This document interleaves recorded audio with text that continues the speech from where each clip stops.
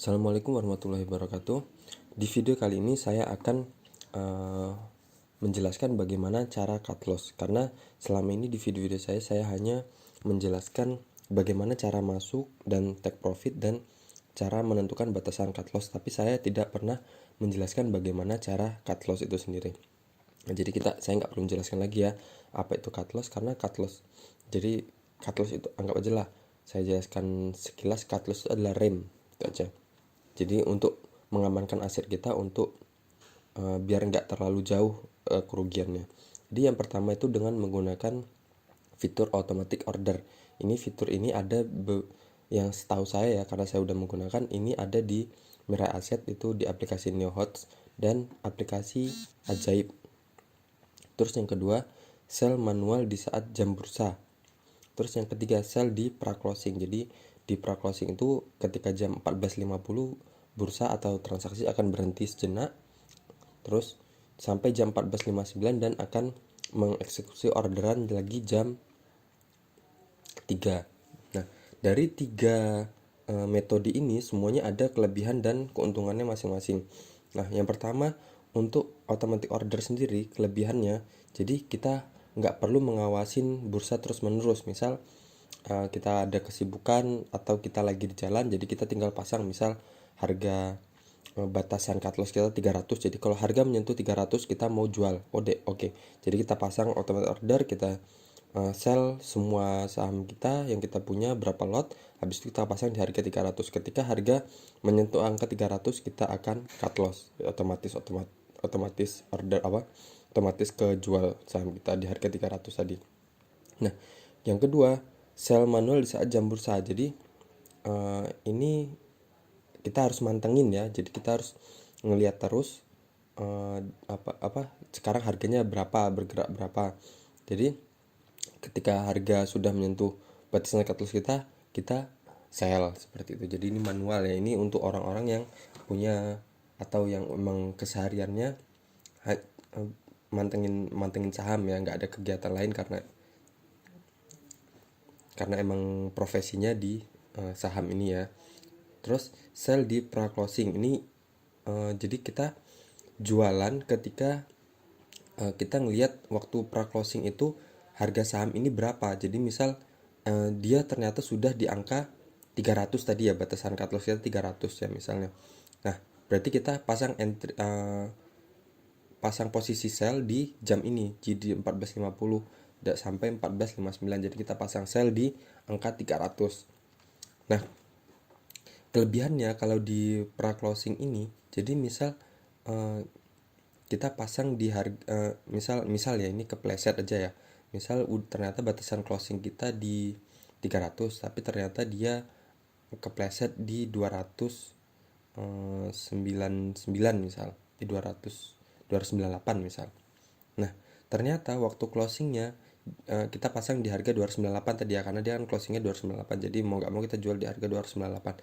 Ternyata waktu closingnya, waktu di jam 13 tepat, waktu udah mulai gerak lagi untuk mengeksekusi orderan, nah dia di harga 300. Jadi kita yang tadi pasang posisi sell di 298, kita akan dapat dannya di 300. Jadi bukan terjualnya di 298 tapi di harga 300 tadi. Nah, kalau automatic order ini, nah setelah itu ini tadi ya, setelah itu kita ulas kelemahannya ya.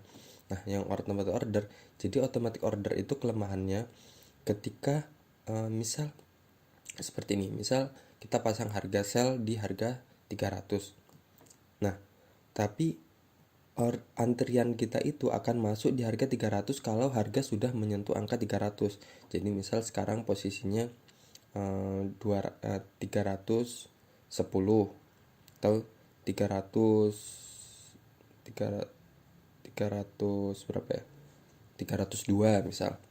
Nah, habis itu menyentuh 300, angka 300. Nah, itu baru kita masuk antrian kita ke bursa, bahwa kita antri di harga 300. Nah, habis itu ketika harganya naik jadi 302 lagi, terus habis itu menyentuh angka 300 lagi, baru kita orderan kita keterima. Jadi agak delay ya. Nah, yang kedua, kelemahan yang kedua dari automatic order ini, ketika kita kita pasang orderan di angka 300 ya. Nah, habis itu harga sudah menyentuh angka 300, orderan kita udah masuk ke bursa. Antrian kita udah masuk ke bursa. Tapi dia langsung bablas ke bawah. Jadi nggak balik lagi ke 300, jadi langsung 200 sekian sekian sekian 200 sekian sekian dan nggak balik ke angka 300 itu tadi. Nah, otomatis orderan kita ke reject. Jadi nggak berhasil dieksekusi, jadi nggak kejual. Jadi di situ kelemahannya. Terus kelemahan yang ketiga, kita udah pasang sell nih di harga 300, dan abis itu dia misal balik lagi kan ke 302, abis itu balik lagi ke 300, otomatis kita ke sell kan, udah kejual kan.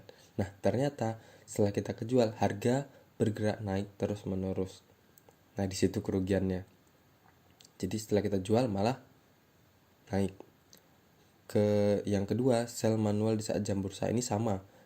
Kelemahannya itu juga ya, ketika kita sudah jual, misal harga batasan cut loss kita 300, kita jual, ternyata setelah itu harganya kembali naik terbang ke atas.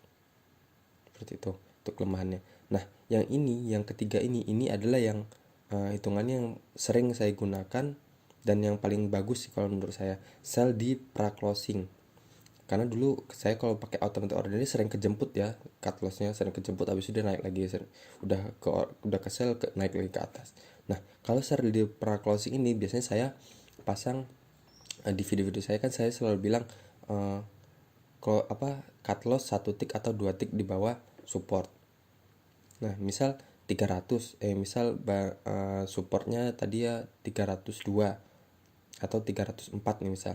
Jadi saya pasang cut lossnya di 300. Jadi kalau harga itu menyentuh di angka 300 atau closingnya waktu jam 14.50 di harga 300, saya akan pasang posisi sell di 300 itu.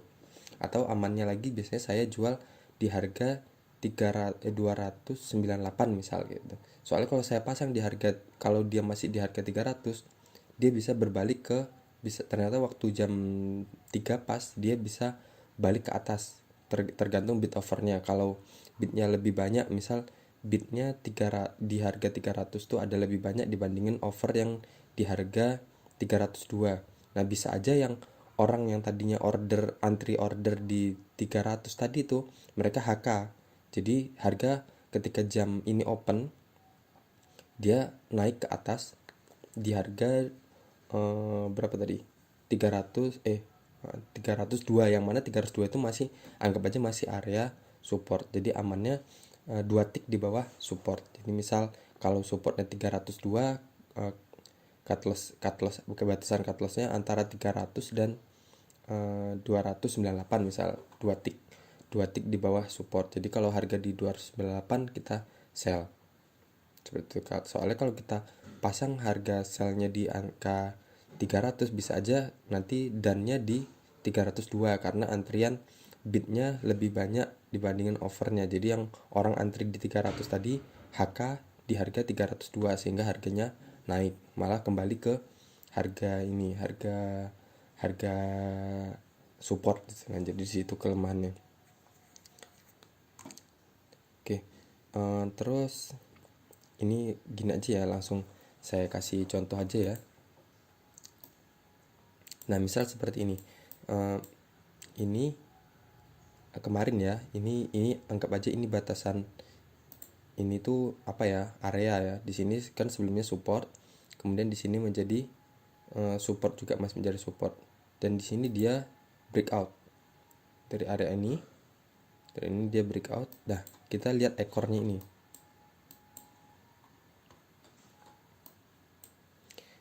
Kita fokus di ini ya, candle ini. Kita lihat ekor ini. Jadi misal kita pasang gini ya.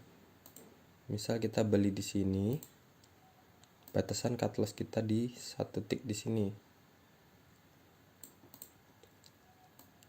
Misal ya, 1 tick di sini, taruh aja 2 tick ya. Nah, 2 tick di 2820. Nah, misal kalau kita pasang automatic order, otomatis ini kemarin udah kejual ya saham kita ya, tapi ternyata dia setelah itu naik ke atas ini, malah kalau kita beli di support ini closingnya dapat 4%. Tapi kalau kita pasang automatic order kita ini apa namanya, udah kejual nih saham kita, jadi kejual rugi malah, dan kita beli sini malah kita udah rugi sekitar 2,76%. Nah, yang kerugian kedua, kalau yang itu tadi ya, yang kalau cara yang kedua tadi, yang sell manual di saat jam bursa, ya sama aja. Jadi misal ini kita ubah jadi time frame-nya 15 menit. Nah, di 208 berapa tadi ya? Kita akan sell di harga 2820. Saya buat garis aja.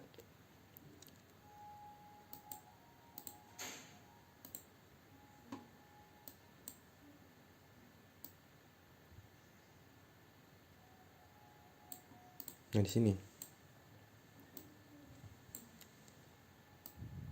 Di sini. Nah, jadi kalau kita misal kita sell manual nih, ternyata harganya udah menembus dari 2820, malah udah menyentuh 2810, kita sell. Ternyata di menit-menit berikutnya dia kembali naik ke atas. Nah, di situ kelemahannya. Jadi automatic order dan sell manual di saat jam bursa, di sini kelemahannya tadi ya. Nah, jadi yang paling aman yang cara yang ketiga tadi, sell di pra closing. Jadi kalau dia misal closingnya di sini seperti ini di 14.50, dia di sini, ya udah kita entry sell. Coba kita cari contohnya.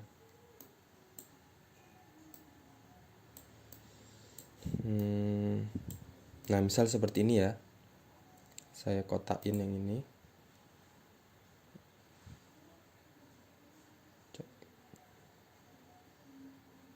Mana garisnya sih?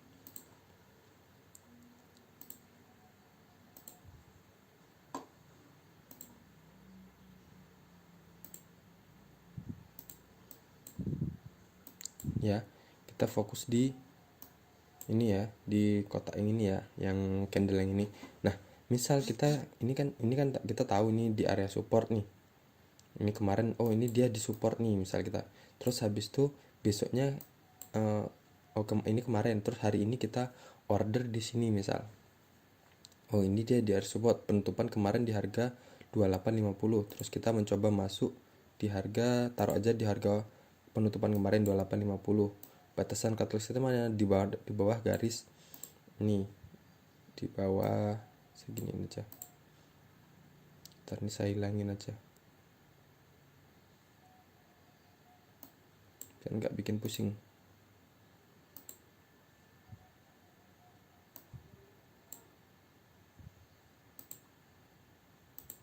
Nah, ini misal kita kemarin masuk di harga closing ya 28, di harga 2850. Misal kemarin kan penutupannya 2850, dan hari ini kita masuknya di harga 2850. Batasan cut loss kita 1 tick atau 2 tick di bawah ini, di bawah support. Jadi 28 berapa itu? Taruh aja sama seperti tadi ya, 2820.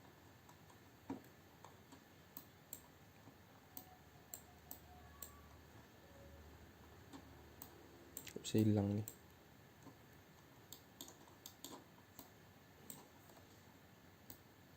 Nah, ketika seperti ini, ketika jam bursa udah closing di 14.50, ya udah kita jual. Karena kan dia udah waktu closing di pra closingnya dia udah di bawah area support. Jadi ini paling aman menurut saya ya. Tapi ya terserah, kita kan bisa menentukan metode kita untuk cut loss masing-masing. Kalau menurut saya ini yang paling aman. Jadi kalau kita waktu closing 14.50 dia sudah di bawah support, udah di bawah support dan itu udah batasan cut loss kita, ya udah jual aja. Seperti itu. Nah, jadi menurut saya itu yang paling aman. Oke, sekian aja dari saya. Ini 3 cara cut loss yang menurut saya yang paling aman, yang ketiga.